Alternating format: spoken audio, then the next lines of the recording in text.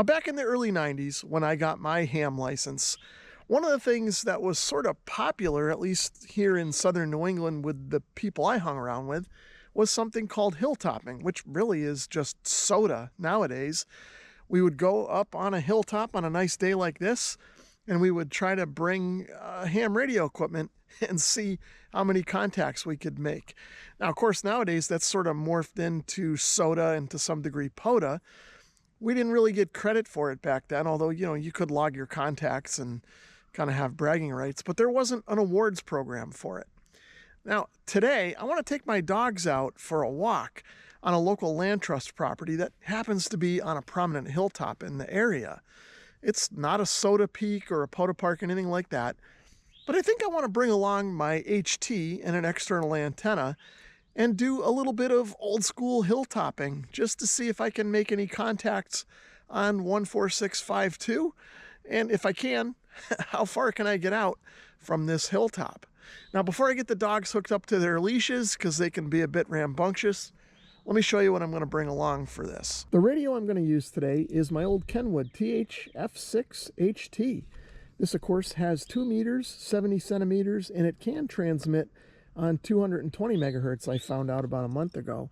Now, today I'm going to just stick with 2 meters because that's the only antenna I've got. And speaking of the antenna, this is a homebrew 2-meter quarter wave that my friend Mark, N1WWZ, put together, I don't know, 25 or 30 years ago from scraps at a machine shop that he used to work at. Now, he did a lot of the work here. I helped him with the design a little bit. Now, at the time, we thought about trying to sell these commercially, but Mark was doing this in his spare time at the machine shop. So when we kind of factored everything out in actual machine shop time that we would have to pay for, it really wasn't going to be commercially viable for us. But Mark made a couple of prototypes, and I still have mine.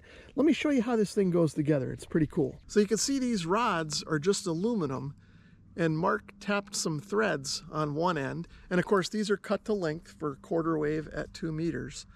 And these threaded ends just screw in to the threaded insert on the radiating element and those tapped holes I was just telling you about. For right now, I'm going to screw these into the 45-degree holes and we'll set it up like that. And there it is, all set up. I'll put it on the ground and let you take a closer look. You can see the radiating element, and it's just standing there on its radial arms.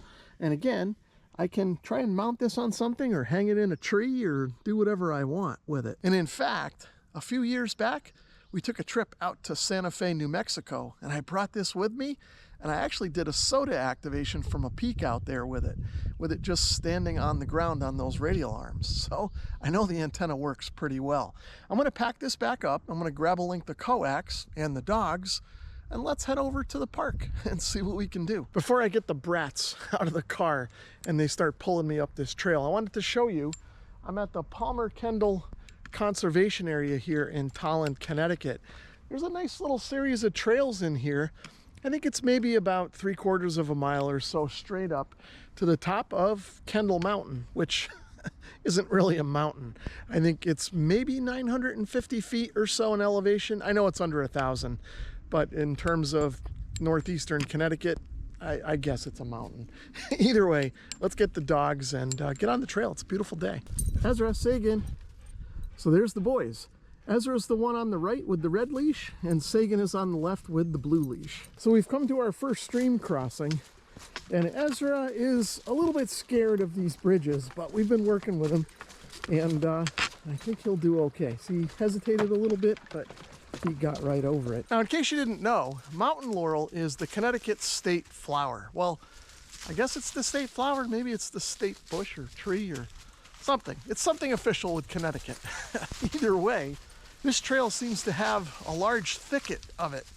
So I'm guessing in about a month and a half or 2 months or so in early June, when this stuff all comes to bloom, this trail will be beautiful to walk through. Brick crossing number 2. Let's see how Ezra does, if they even bother to use the bridge. They may just go right in the water. Yep, that's what Sagan did. Now, up to this point, the trail is just sort of a gradual uphill, kind of a nice gentle slope. But the last little bit you can see is a rocky outcropping about 50 feet prominent or so from sort of the surrounding land.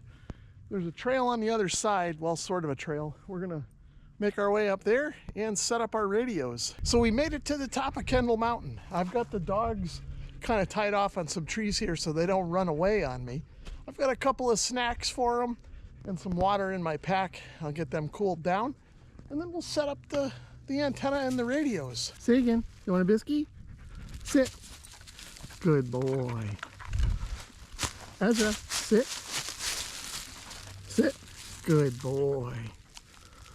I've got the antenna set up on the stone outcropping that's sort of at the very top of the mountain here.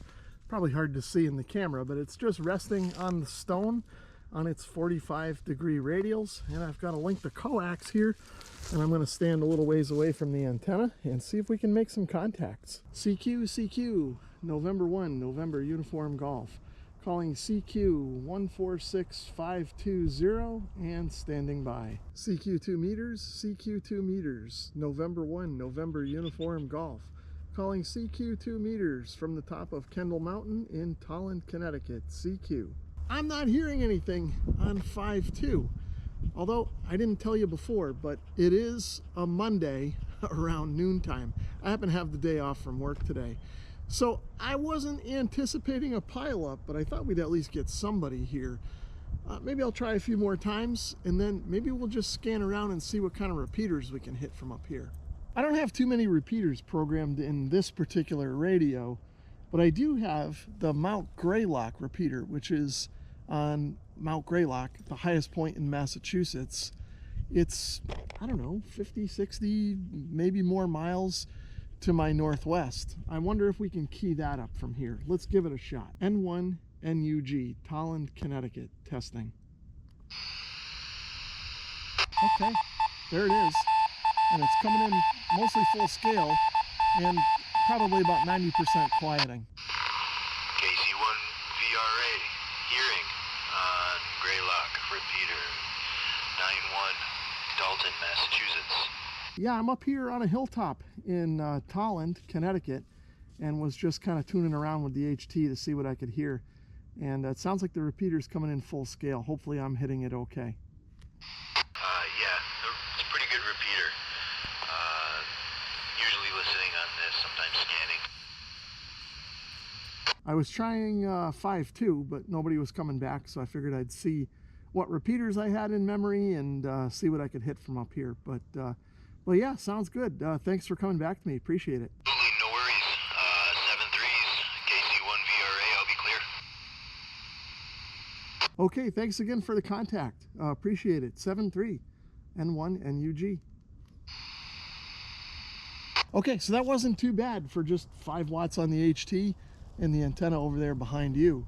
I think I've got one other repeater in here that's maybe in Rhode Island, kind of the opposite direction from where the one in Massachusetts is. Let's see if we can key that up. N1 NUG, Tolland, Connecticut, listening. So that repeater was coming back full scale. Probably just nobody around again, but I'll give it another try or two and see if anybody comes back. N1 NUG, Hilltop Portable, Tolland, Connecticut, listening.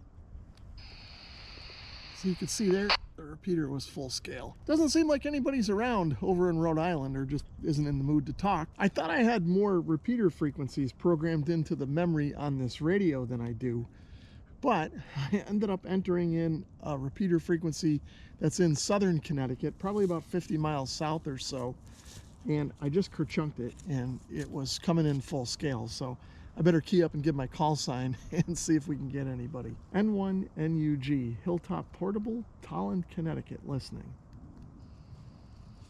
Yeah, that's full scale. N1 NUG, Hilltop Portable, Tolland, Connecticut, listening.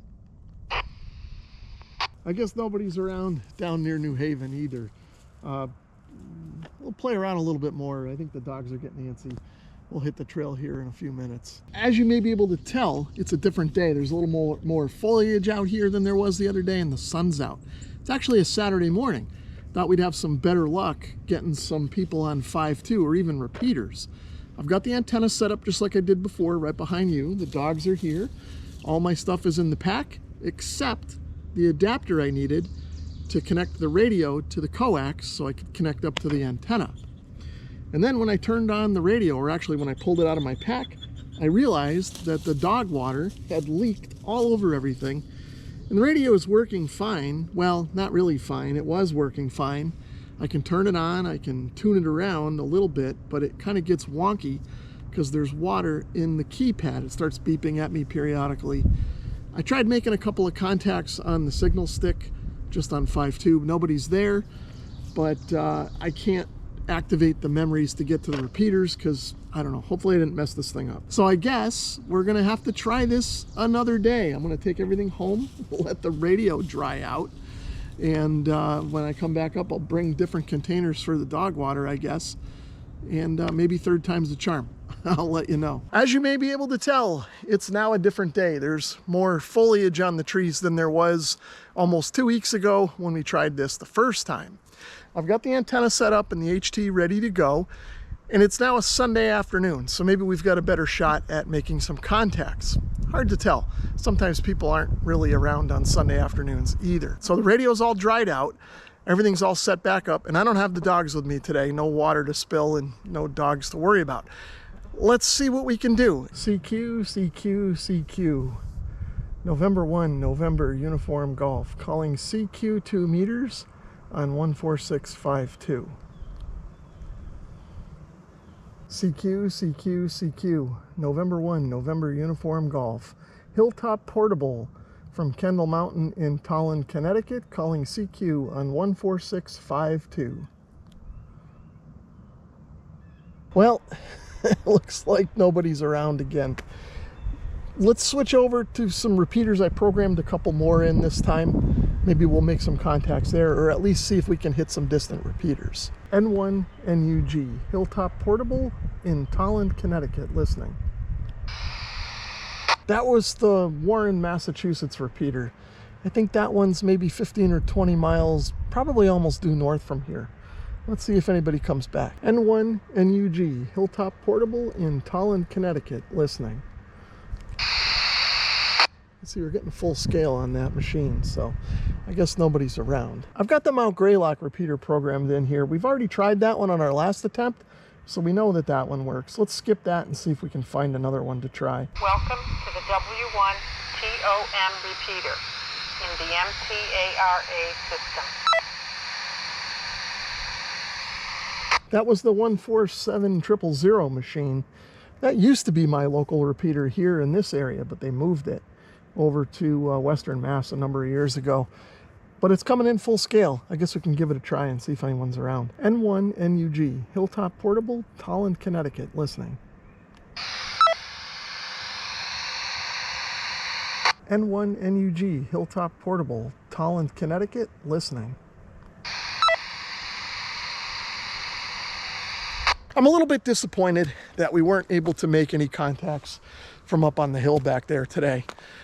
I know it's possible because I monitor 5.2 from the shack all the time, and I make contacts probably once a week or so. And that's just kind of during the day when I'm working from home and the radio's on in the background. If I'm not on a meeting and I hear somebody calling out, I will come back to them and let them know they're being heard. I think we're just timing it wrong. I know we can make plenty of contacts from this hill. I guess what I'm hoping we can do is generate interest in hilltopping without the need for some kind of awards program like SOTA or POTA attached to it.